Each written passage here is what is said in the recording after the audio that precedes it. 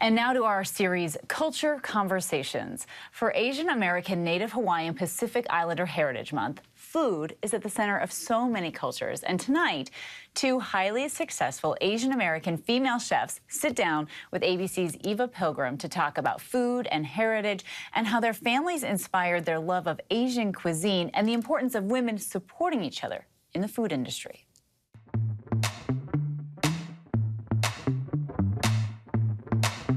Food to me is passion. It's my childhood, it's history, it's the future. It's literally who I am. Food to me is my connection to people, and it's me connecting to my family, the older generation, the younger generation. They are two of the most respected Asian female chefs in the country.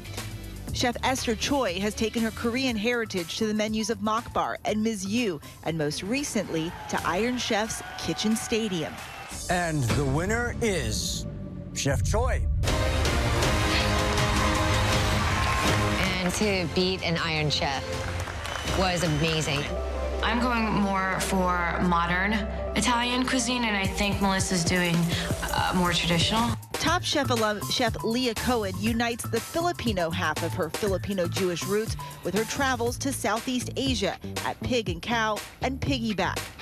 How's it been for you personally and for your restaurants to see this sort of flood of attention towards Asian cuisine as this like elevated food, this food people want to spend money on? All of a sudden it's like cool. I feel like when we were kids it wasn't cool. It definitely was not cool. Oh no. But it is now, and for good reason, because Asian food in general is just my favorite.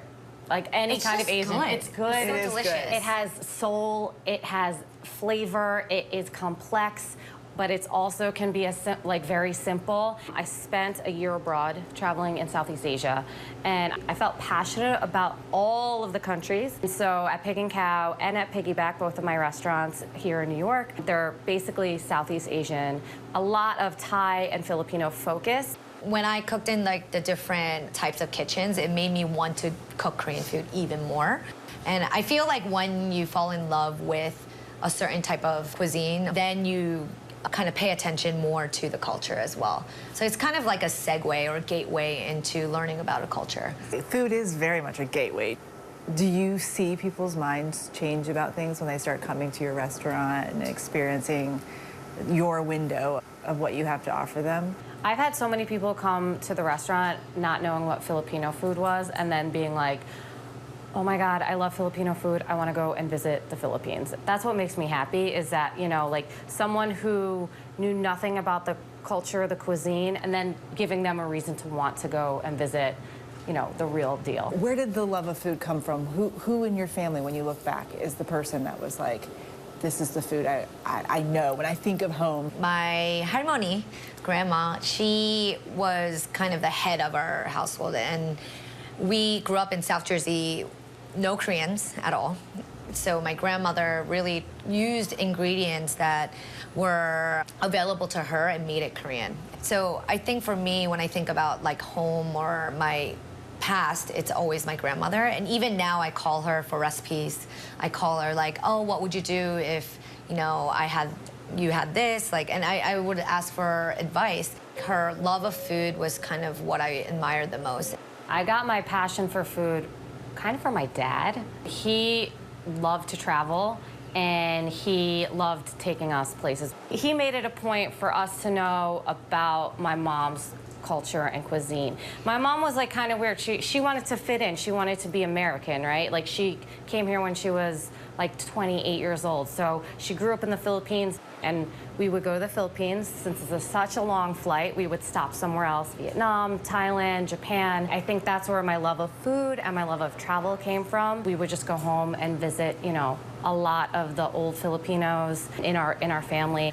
Two of them are like 92 years old.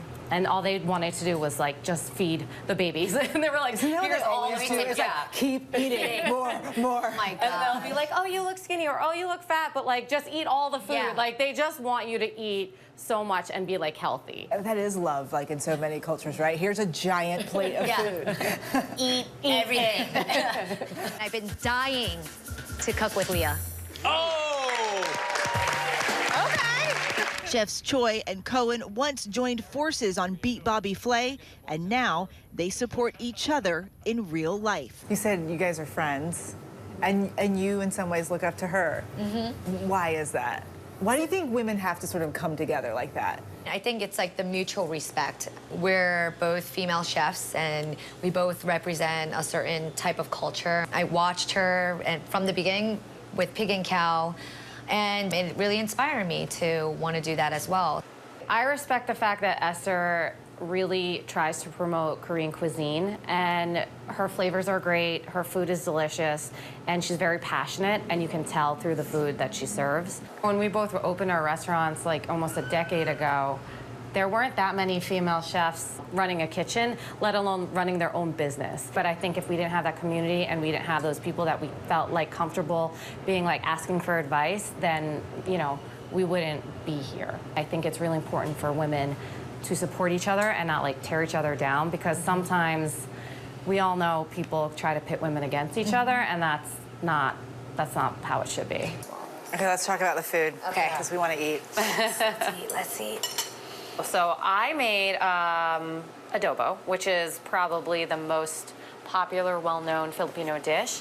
Normally it's just like a braised one-pot meal, but this is pork belly that's fried, so it has some texture, and then a poached egg and the adobo sauce. My adobo is very controversial because I put coconut milk in it, and there are certain places that use coconut milk in their adobo. Not where my mom's from, but I like it because it kind of rounds everything out and it adds a nice richness and creaminess to sometimes an adobo that's very sharp and acidic from the vinegar. The protein of choice. This is really good. I love the coconut milk.